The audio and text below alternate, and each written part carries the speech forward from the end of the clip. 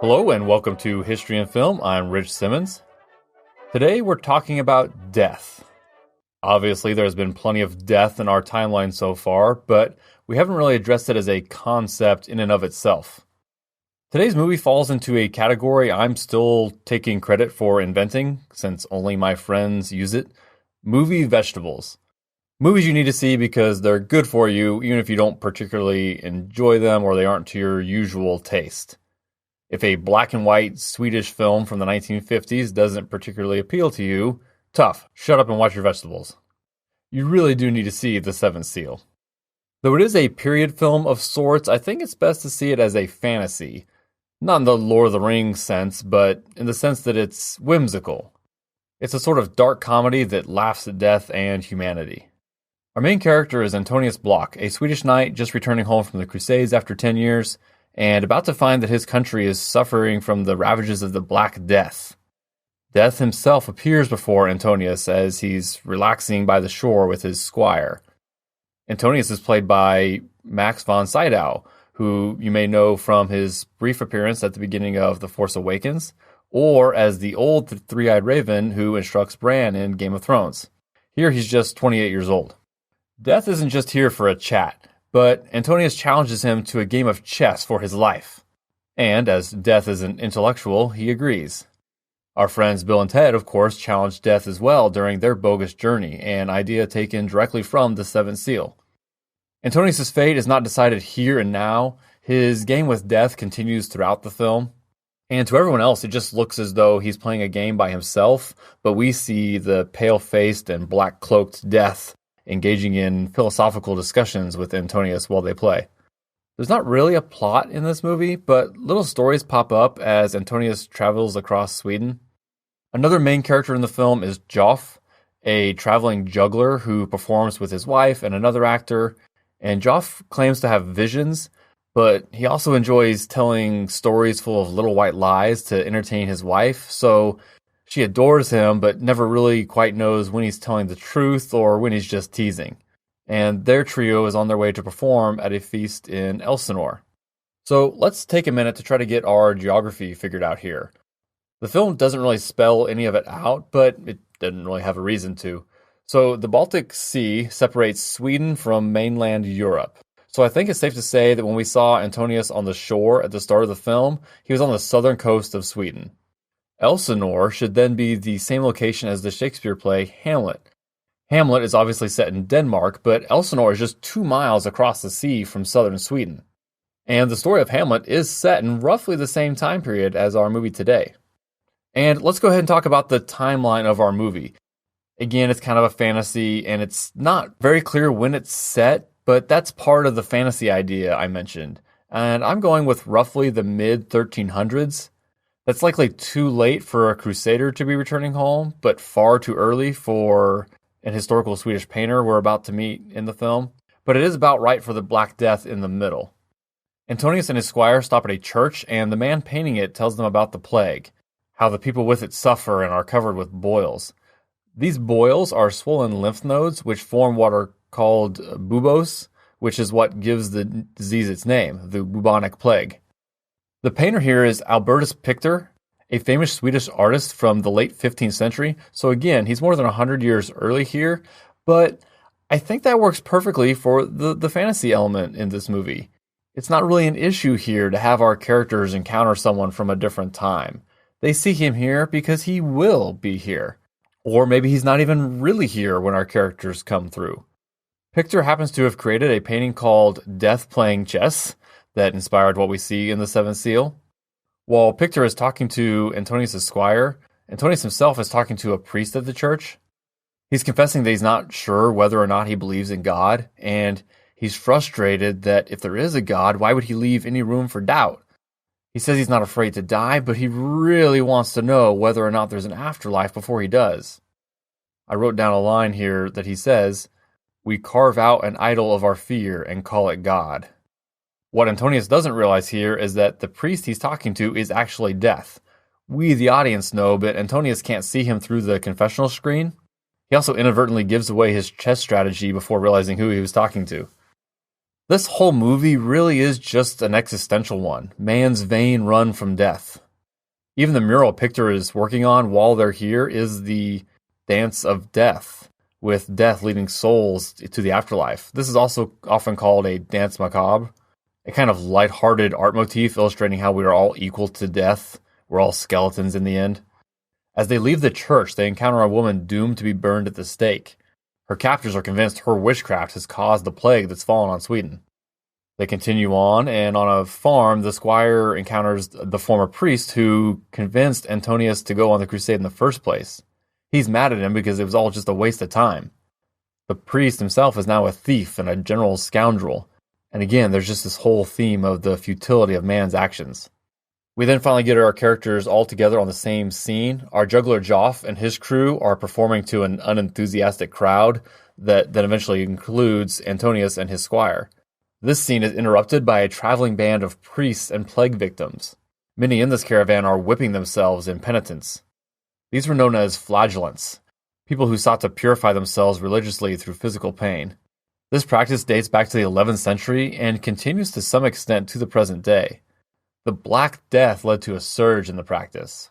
The flagellants verbally chastise those just hanging around watching jugglers when Judgment Day may be near. Antonius' squire scoffs at them as they march on.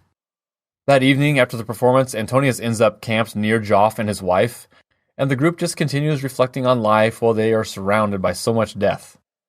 Later, the soldiers who plan to burn the supposed witch come by, and Antonius asks her if she's actually seen the devil. He says he wants to ask the devil about God and try to get some answers. She is burned alive, but Antonius smuggles her something to block the pain. And again, throughout, Antonius continues his chess game against death, and death is eyeing Joff and his wife with their toddler child as potential targets. Shaking his head, Joff swears to his wife that he can see Antonius is sitting with death and not playing by himself as they previously thought. She just assumes it's another of his tall tales as they travel on without the others.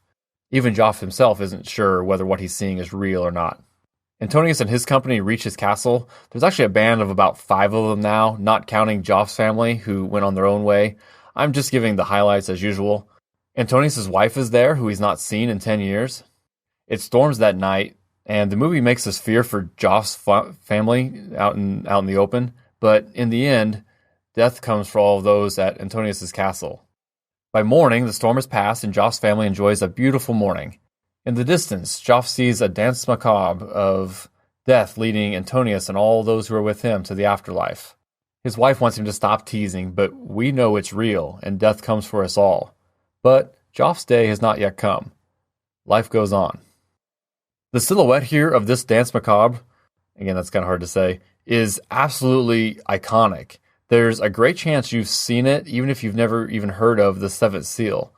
On a hilltop, Death leads 6 souls with his flowing black cloak and his scythe in the air. Those following him are hand in hand, dancing along with the last in line playing a lute. And again, there's no real plot here, but definitely little narratives to keep it interesting. It's just a wonderful piece of art. Again, a movie vegetable that you need to see. It's a 92% on Rotten Tomatoes, though it was somehow not even nominated for Best Foreign Film at the Oscars. Ingmar Bergman, however, would go on to direct 3 Oscar winners for Best Foreign Film, and he was nominated for Best Director 3 times and Best Original Screenplay 4 times. He also won an honorary Oscar in 1970. Again, this movie is about death. An important item for paleontologists is how different societies and cultures treat their dead, or how we deal with homicide, suicide, capital punishment, etc. Humans have long dwelt on what happens to us after we die, whether there's an afterlife, as perplexed Antonius in today's film, or we're reincarnated, or we just cease to exist and death is absolutely final. Just as we talk about with history, the ultimate truth is unknowable. We're now fairly certain that the Black Death was caused by bacteria carried by fleas which infested rats.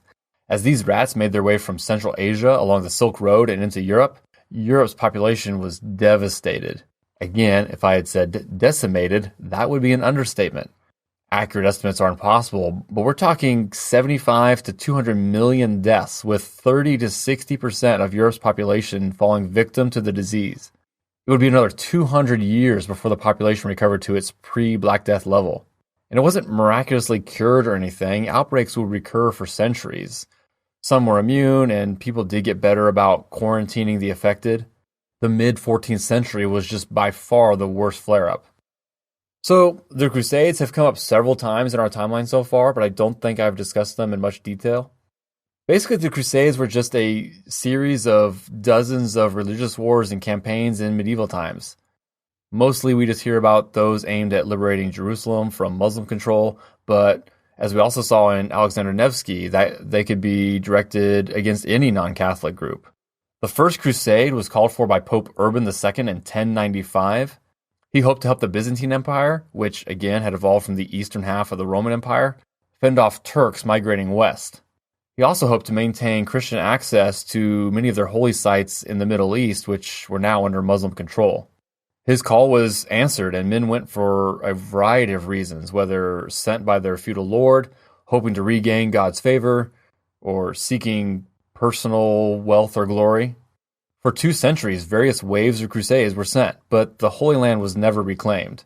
The last of the crusades would have ended about 50 years before our knight Antonius in the Seventh Seal would have begun his journey home to Sweden. And of course, crusaders were not always the virtuous knights envisioned by their countrymen. Pillaging was rampant, as well as the slaughter of civilians, including the massacre of thousands of Jews. What about chess? One of the most well-known games in the world. Even those who don't know how to play know of it.